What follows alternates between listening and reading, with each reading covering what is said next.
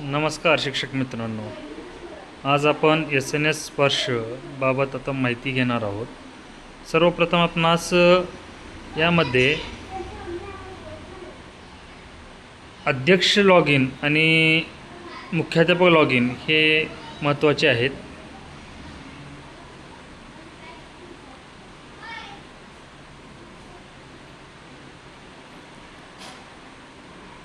आता log in करायचं आहे। लॉग इन करत असताना सर्वप्रथम आपण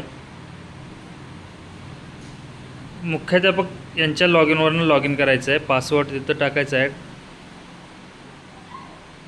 पासवर्ड टाकल्यानंतर कॅप्चा फिल करून लॉग इन करणे।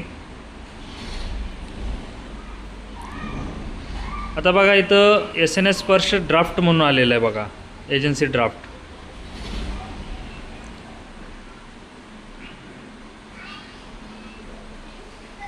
आता यामध्ये आपणास फंड ट्रान्सफर, पेई, क्लेम आलेला आहे। तिथं आपण पेईला क्लिक करायचं आहे। त्याच्यानंतर रजिस्टरवर क्लिक करायचं आहे।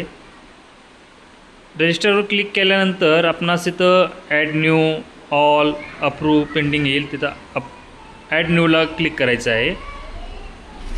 ॲड न्यूला क्लिक केल्यानंतर आपल्यासमोर ही स्क्रीन ओपन होईल। त्याच्यानंतर आपणास तेथे माहिती भरवायची आहे। आता त्यामध्ये समग्र शिक्षा अभियान यासाठी AI होल्डिंग, नंतर MH 394,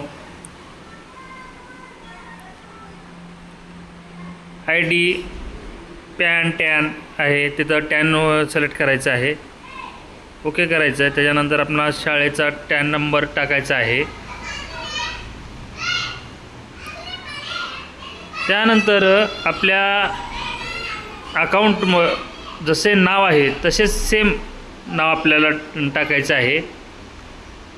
पासबुकवर सर्वांचे असेल, सर्वांनी पासबुकवरनं नाव टाकून घ्यायचं आहे। आता मी टाकतो इथं।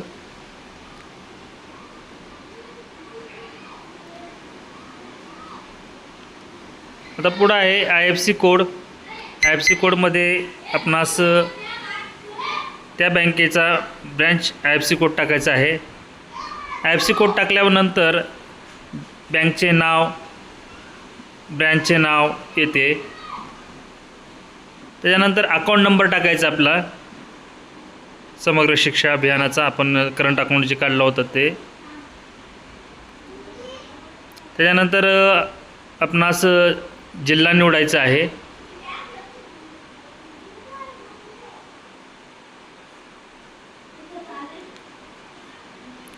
अकाउंट टाईप आपलं करंट असल्यामुळं करंट अकाउंट करायचं आहे।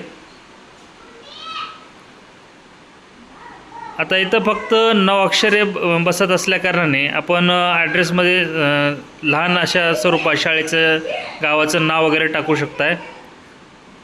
नंतर सिटीचं नाव जे असेल ते, नंतर पिनकोड टाकायचा आहे, नंतर मोबाईल नंबर टाकायचा आहे।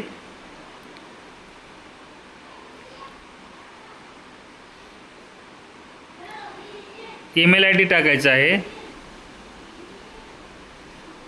त्यानंतर आपण पासबुकची पहिल्या पानाचं फोटो किंवा आपण आपला चेक बुक प्राप्त झालं असेल तर कॅन्सल केलेला चेकचा फोटो आपल्यास इथं अपलोड करायचा आहे। आणि ते साईज असायला पाहिजे 50 KB आतली। आता बघा इथं सिलेक्ट फाईल करतो आहे, इमेज अपलोड करतो आहे। 50 KB आतली असेल तर ते अपलोड होते। समजा आता तुमची फाईल 50 KB वर असेल तर त्याला खालीच ऑप्शन दिलेलं आहे कॉम्प्रेस PNG म्हणून। क्लिक केल्यास इथं सिलेक्ट इमेज केला तर तिथून तुम्ही इमेजची साईज कमी करू शकताय। ही माहिती झाल्यानंतर पूर्ण माहिती एकदा चेक करायची आहे। आणि नंतर सबमिट बटनवर क्लिक करायचं आहे. सबमिट केल्यानंतर आता इथे एक प्रॉब्लेम दाखवत आहे, देर इज स्पेस. आता स्पेस आहे नावमध्ये, समग्र शिक्षा अभियान इथं नाव आहे, तिथं एक स्पेस एक्स्ट्रा झालेला आहे, तो स्पेस कमी करायचा आहे. आता पुन्हा एकदा सबमिट करून बघूया. सबमिट होतं आहे, सबमिट झालेलं आहे. आता पेंडिंग फॉर अप्रूवल येतं आहे बघा इथं. Page register successfully in draft available in final for approval. आता आपल्याला याचं अप्रूवल जे मिळणार आहे ते आपणास अध्यक्षाच्या लॉग इनवरनं होणार आहे. तर माहिती एकदा पूर्ण आलेली आहे, ते आपण चेक करू शकता. पूर्ण account number, account type, mobile number, pay type आणि कधी केले ते पण येत आहे. आता हे समजा आपणास हे माहिती डिलीट करायची आहे तर आपण इथून डिलीट पण करू शकतो आहे. आणि तिथं रिझन आपल्याला टाकायचं आहे की काय झालेलं आहे, काय प्रॉब्लेम आहे, त्याच्यामुळं आपण डिलीट करतो आहे. तिथं आपण डिलीटचं ऑप्शन पण आहे. पण मग माहिती चेक केलेली आहे, ती सगळी व्यवस्थित असल्याकारणानं आता आपण काय करूया, अध्यक्षांच्या लॉग इनला जाऊया.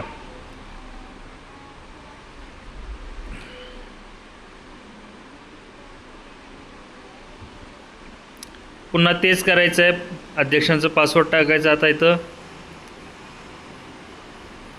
अध्यक्षाचं पासवर्ड टाकल्यानंतर कॅपेचा टाकायचं आहे.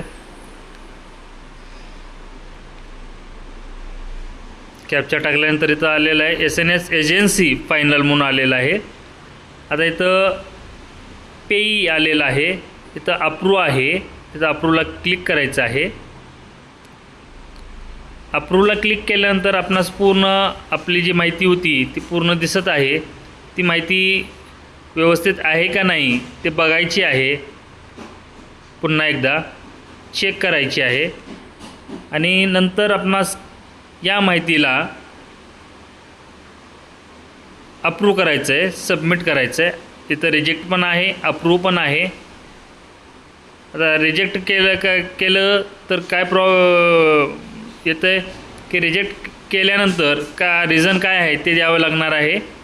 आणि अप्रूव्ह केल्यानंतर आपणास डायरेक्ट अप्रूव्ह म्हणून येतं आहे.